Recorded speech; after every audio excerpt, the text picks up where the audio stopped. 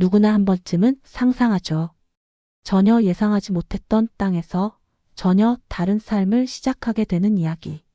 하지만 그 상상이 현실이 되면 그건 더 이상 로맨스가 아닌 생존의 드라마가 됩니다.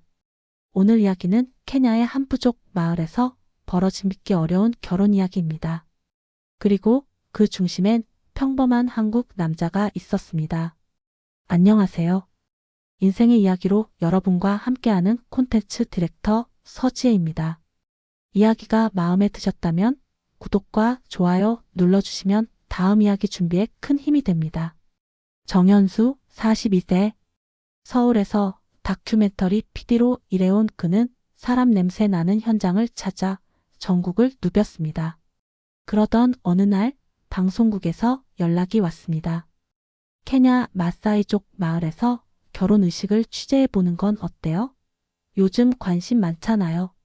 처음엔 내키지 않았습니다. 뜨거운 날씨, 낯선 언어, 부족 문화. 하지만 결국 그는 카메라 2대와 배낭 하나만 챙겨 케냐행 비행기에 몸을 실었습니다. 케냐 나이로비 공항에서 다시 소형 비행기로 갈아타고 6시간 넘게 흙길을 달려 도착한 곳. 마사이 부족의 마을은 정말 다른 세계였습니다. 가축을 몰고 다니는 아이들, 얼굴에 상징적인 문신을 한 어른들, 그리고 붉은 옷을 입고 창을 튼 전사들. 현수는 이곳의 일상이 신기하고 또 낯설었습니다. 그의 역할은 마사이족의 전통 결혼식을 다큐로 기록하는 것이었습니다. 부족 내에서는 지금도 일부 다처제가 인정되고 있었고 여전히 혼례식은 큰 축제이자 의식이었습니다. 그는 부족장의 허락을 받아 일주일간 마을에서 함께 생활하며 결혼식 준비 과정을 촬영했습니다. 그러던 중 마사이족의 세 자매를 만나게 됩니다. 첫째는 아리아 마을에서 가장 지혜로운 여성으로 불리는 존재, 조용하고 차분한 눈빛이 인상적이었습니다. 둘째는 세이나 춤과 노래를 즐기고 외부인에게도 스스럼 없이 다가가는 밝은 성격. 셋째는 나리아 아직 18, 말은 적지만 눈빛만으로 많은 걸 말하던 아이. 현수는 그들과 처음엔 거리감을 뒀지만 어느새 그들의 삶에 조금씩 녹아들고 있었습니다. 그들은 현수에게 케냐의 차 문화를 소개해주고 그가 카메라를 들 때마다 관심을 보였습니다. 세이나는 그에게 스와힐리어를 가르쳐주기도 했고 나리아는 한국 음악을 듣고 눈을 동그랗게 뜨기도 했죠. 그리고 아리아는 매일 아침 우유를 가져다 주며 조용히 인사를 건넸습니다. 현수는 그들의 삶과 미소 그리고 따뜻함에 조금씩 이끌리고 있었습니다. 혼례식이 다가오던 날 갑작스럽게 부족장이 그를 불렀습니다. 우리는 자네가 진심으로 우리를 존중하고 있다고 느낀다. 그래서 자네에게 큰 선물을 하려 하네. 우리 마을의 가장 귀한 세자매와 혼례를 올리는 걸 허락하지. 처음엔 농담인 줄 알았습니다. 하지만 부족장은 진지했고 옆에서 웃고 있던 세자매 역시 고개를 숙이며 인사를 했습니다. 현수는 충격을 받았습니다. 단순히 취재하러 왔을 뿐인데 왜 이런 제안을 받는 건지 이해할 수 없었죠. 하지만 마을의 분위기는 이미 축제처럼 흘러가고 있었고 그는 어떤 선택을 해야 할지 혼란스러웠습니다. 저는 이런 생각이 들더라고요. 가끔은 우리가 예상치 못한 순간에 운명이란 이름의 문이 열리기도 하더라고요. 현수는 혼란스러웠습니다. 취재하러 온 마을에서 혼례를 올리는 일, 그것도 세 자매와 함께. 그는 이 결정을 내려야 할 사람이 아니라고 생각했습니다. 하지만 부족장은 말했습니다. 자네가 거절하면 그건 우리 부족 전체에 대한 모욕이 될 수도 있어.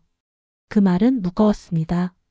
문화와 관습이 다른 곳에서의 선택은 단순한 개인의 문제가 아니었죠. 세 자매는 말없이 그를 바라봤습니다. 그 눈빛엔 두려움도 기대도 슬픔도 담겨 있었죠. 그리고 현수는 결국 고개를 끄덕였습니다. 좋습니다. 하지만 책임질 수 있도록 노력해 보겠습니다. 결혼식은 빠르게 진행됐습니다. 전통춤, 염소를 잡는 의식, 붉은 천으로 감싼 홀레복. 사람들은 환호했고 세 자매는 각각 다른 의식을 통해 현수의 아내가 되었습니다. 그날 밤 그는 혼자 불을 피우고 앉아 있었습니다. 모든 게 현실인지 꿈인지 알 수 없었습니다. 며칠 뒤 그는 고민 끝에 마을을 떠나기로 결정합니다. 단지 촬영을 위해 왔던 이곳에서 인생이 묶이는 것 같다는 두려움 때문이었습니다. 그는 세 자매에게 작별 인사를 했고 부족장은 말없이 고개를 끄덕였습니다. 하지만 문제는 공항으로 향하던 길에서 벌어졌습니다. 마을 청년 2명이 차를 가로막았습니다. 당신, 우리 자매를 두고 떠나면 안 됩니다. 우리는 당신을 형제라 부르고 있었어요. 현수는 그 말을 듣고 처음으로 내가 이제 이들과 한 가족이 되었구나라는 사실을 실감했습니다. 무서웠습니다. 동시에 이상하게 따뜻했습니다. 며칠 후 그는 다시 마을로 돌아왔습니다. 그리고 세 자매에게 말했습니다. 정확히는 모르겠지만 그냥 도망치고 싶지 않았어요. 우리가 어떤 식으로든 진짜 가족이 될 수 있다면 그렇게 해보고 싶어요. 세 자매는 그 말에 눈물을 보였습니다. 특히 막내 나리아는 조용히 그의 손을 잡고 이렇게 말했습니다. 당신은 이제 우리와 함께 살아야 해요. 아버지가 될 준비도 해야 해요. 현수는 그 순간 자신의 선택이 단순한 문화 체험이 아닌 삶의 결정이었음을 깨달았습니다. 그날 이후 현수는 완전히 마사이 마을의 일원으로 받아들여졌습니다. 매일 새벽이면 가축을 돌보는데 함께했고 점심이 되면 아이들과 놀이를 하며 지냈습니다. 하지만 진짜 갈등은 점점 구체적인 현실에서 시작됐습니다. 아리아는 현수에게 조심스럽게 말했다. 나와 세이나, 나리아 우리 셋 다 아이를 갖고 싶어 해요. 당신의 아이를? 현수는 말을 잇지 못했습니다. 그건 그가 상상하지 못한 무게였습니다. 진짜로 가족이 되려면 피로 이어진 연결까지도 감당해야 한다는 그들의 인식. 그는 밤새 고민했습니다. 그리고 며칠 뒤 세이나가 먼저 임신 소식을 알렸습니다. 현수는 기뻐하면서도 걱정이 컸습니다. 내가 과연 한 아이의 아버지가 될 수 있을까? 그리고 앞으로 또 이런 상황이 반복되면 어떻게 해야 하지? 그러던 어느 날 밤 마을 어귀에서 한국 다큐팀이 그를 찾아왔습니다. 현수 PD님, 지금 인터넷에 난리예요. 케냐에서 결혼했다고요? 그것도 3명과? 그는 고개를 숙였습니다. 모든 게 사실이었기 때문입니다. 한국 언론은 그를 아프리카에서 다자혼한 남자, 부족 전통을 이용한 외국인이라는 식으로 보도했습니다. 지인들의 연락은 끊이지 않았고 가족은 연락을 끊었습니다. 어머니는 메시지 한 줄을 남겼습니다. 너 정말 우리랑 인연 끊을 거니? 그날 밤 그는 말없이 하늘을 바라봤습니다. 눈물인지 땀인지 모를 것들이 턱 끝을 타고 흘렀습니다. 저는 이런 순간이 가장 아프다고 생각해요. 사랑을 선택했지만 그 사랑이 누군가에게 상처가 될 때 말이에요.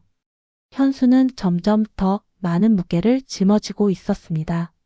마사이 마을에서는 아버지, 남편, 일꾼의 역할을 동시에 해야 했고 외부 세계에선 이상한 남자로 낙인 찍힌 존재가 되어 있었습니다. 세 자매는 각자의 방식으로 그를 사랑했고 그 사랑은 점점 더 깊어졌습니다. 하지만 세 사람 모두의 사랑을 한꺼번에 감당한다는 것은 생각보다 훨씬 더 복잡한 일이었습니다. 아리아는 내성적이었지만 사려 깊었고 세이나는 감정 표현이 풍부해 자주 다가왔으며 막내 나리아는 아이처럼 순수했지만 동시에 외로움도 많이 타는 아이였습니다. 하루는 아리아가 조용히 말했다. 당신이 세이나랑만 웃고 있으면 나리아가 하루 종일 울어요. 그리고 나도 조금은 속상해요. 현수는 그 말에 말문이 막혔습니다. 각자의 사랑을 똑같이 나눌 수 있다는 건 환상에 가까웠습니다. 그는 자신의 감정과 역할 사이에서 조금씩 지쳐갔습니다. 그 무렵 세이나의 배가 불러오기 시작했고 마을 사람들은 2번째 혼례식을 준비했습니다. 이번엔 아리아가 임신한 것이었습니다. 하지만 문제는 그 다음이었습니다. 나리아는 아직 아이를 가질 나이가 아니라고 생각했던 현수는 그녀와 일정한 거리를 두고 있었는데 어느 날 밤 그녀가 조용히 말했다. 나도 당신 아이를 갖고 싶어요. 왜 나만 멀리해요? 그 말에 현수는 처음으로 그녀에게 분명하게 말했습니다. 너는 아직 어리잖아. 난 널 사랑하지만 아버지가 되는 건 아직. 하지만 그 말은 나리아에게 큰 상처가 되었습니다. 그녀는 그날 밤 혼자 숲으로 들어갔다가 이틀이 지나도록 돌아오지 않았습니다. 마을 전체가 나서서 그녀를 찾았고 결국 한 나무 아래에서 울고 있던 나리아를 발견했습니다. 현수는 죄책감에 밤새 잠을 이루지 못했습니다. 그는 다음날 세 자매 앞에서 무릎을 꿇고 말했습니다. 내가 이 모든 걸 감당할 자신이 없었어. 하지만 이제부터는 도망치지 않을게. 그 순간 세 자매는 동시에 고개를 끄덕였습니다. 그날 이후 현수는 매일 아이들을 위한 공간을 만들고 세 자매와 함께 미래를 계획하기 시작했습니다. 하지만 그는 알지 못했습니다. 그가 사랑한 이 마을이 다시 한번 그를 시험에 들게 할 거라는 걸. 며칠 후 새로운 문제가 터졌습니다. 마을에 인접한 다른 부족과의 경계 분쟁이 발생하면서 마사이 족 일부 남성들이 외부인을 불편하게 여기기 시작한 겁니다. 특히 현수처럼 마사이 여성을 아내로 둔 외부인은 전통을 위협한다고 여겨졌습니다.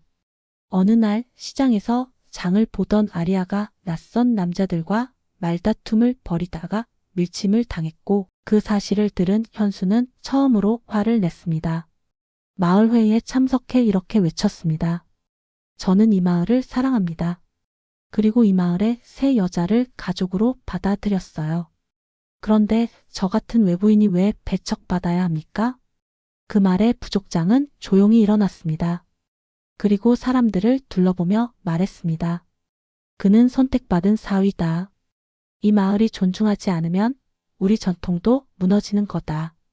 그 이후 마을 사람들은 더는 그를 의심하지 않았습니다. 그러나 현수는 알 수 있었습니다. 문화는 쉽게 바뀌지 않는다는 걸, 신뢰는 한순간 흔들릴 수 있다는 것도. 밤이면 그는 세 자매의 잠든 얼굴을 바라보며 마음속으로 다짐했습니다. 내가 여기서 아버지로, 남편으로 살아갈 수 있을까? 그리고 마음 한켠엔 언젠가는 아이들과 함께 한국 땅을 밟아야 하지 않을까 하는 생각도 품고 있었습니다. 하지만 그 전에 이곳에서 더 많은 시간을 함께해야 한다는 것도 알고 있었죠. 저는 이런 생각이 들더라고요. 사랑을 지키는 일이 때론 자신을 지키는 것보다 훨씬 더 용기가 필요한 일이라는 걸요. 3년 뒤 마을엔 3명의 아이들이 태어났습니다. 세이나의 아들, 아리아의 딸, 그리고 결국 나리아도 아이를 갖게 됐습니다. 현수는 3명의 아이 아버지이자 마사이 부족에서 가장 바쁜 사내가 됐습니다. 낮엔 아이들과 뛰어놀고 밤엔 장작불을 피우며 가족들에게 한국 이야기를 들려줬죠. 하지만 그의 마음속엔 여전히 한국에 대한 그리움이 남아 있었습니다. 그는 어느 날 아리아와 단둘이 앉아 이렇게 말했습니다. 아이들이 좀 더 자라면 한국에 데려가 보고 싶어요. 나의 또 다른 고향을 보여주고 싶어요. 아리아는 조용히 고개를 끄덕였습니다. 우린 당신과 함께면 어디든 갈 수 있어요. 그 후 현수는 아이들에게 한국어를 가르치기 시작했습니다. 한글 카드, 한국 동요, 김치 만드는 법까지.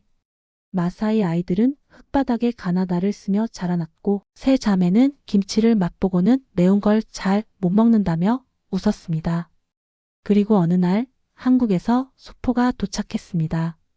그 안엔 어머니의 편지와 손뜨개 조끼 3벌이 들어 있었습니다.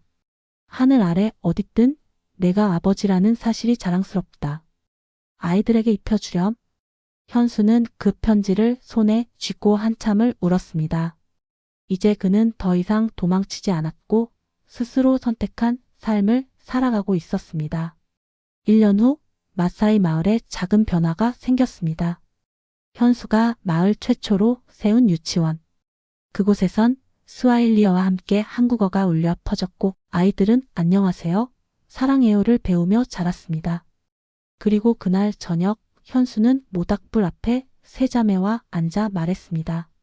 우리 가족은 세상 어디에 있어도 가족이에요. 3명의 아내, 3명의 아이, 그리고 내가 사랑하는 하나의 인생. 세 자매는 아무 말 없이 그의 손을 맞잡았습니다. 하늘엔 별이 가득했고 불꽃은 타올랐습니다. 그들의 사랑은 부족을 넘어, 언어를 넘어 하나의 세상 속 가족으로 완성되고 있었습니다. 다큐멘터리 감독으로서의 커리어는 중단됐지만 현수는 그보다 더 값진 영화를 만들고 있었습니다. 매일의 삶, 세 자매의 웃음, 아이들의 성장, 마을 사람들과 나누는 밥 한 끼. 그는 카메라 대신 눈으로 순간을 기록하고 기억 대신 마음으로 이야기를 간직했습니다. 서울에서 함께 일했던 동료 PD가 우연히 현수의 근황을 듣고 마사이 마을을 찾았습니다. 처음엔 어색했지만 현수는 차분하게 모든 이야기를 들려주었습니다. 그 이야기는 다시 한국으로 전달되었고 어느새 다큐멘터리가 아닌 삶의 전설로 불리기 시작했습니다. 한국에선 한 예능 프로그램에서 그를 아프리카에서 새 아내와 살고 있는 한국 남자로 소개했고 누군가는 혀를 찼지만 누군가는 눈물을 흘리며 그를 응원했습니다. 그리고 몇 달 뒤 그는 드디어 아이들과 함께 한국 땅을 밟았습니다. 김포공항에 내리자 가장 먼저 말한 건 나리아의 딸이었습니다. 아빠, 여기가 하늘나라야? 현수는 웃었습니다. 아니, 여긴 너희 할머니가 있는 나라야. 어머니는 조용히 그들을 맞았습니다. 세 자매는 고개를 숙였고 어머니는 눈시울을 붉히며 딸들에게 손을 내밀었습니다. 어서 와. 먼 길 오느라 수고했어. 그리고 그날 밤 모두가 함께 밥상 앞에 앉았습니다. 현수는 된장찌개를 푸며 말했습니다. 이게 우리 집이에요. 두 문화가 하나 되는 진짜 가족의 밥상이에요. 마사이의 붉은 천과 한식 상차림이 어우러진 그 순간 모두는 비로소 가족이란 말의 의미를 이해했습니다. 저는 이런 결말을 보면서요. 사랑이란 결국 같이 살아내는 용기라는 말이 떠오르더라고요. 지금까지 서지혜였습니다. 이야기가 좋으셨다면 구독과 좋아요 부탁드립니다. 다음 시간에 또 인사드릴게요. 감사합니다.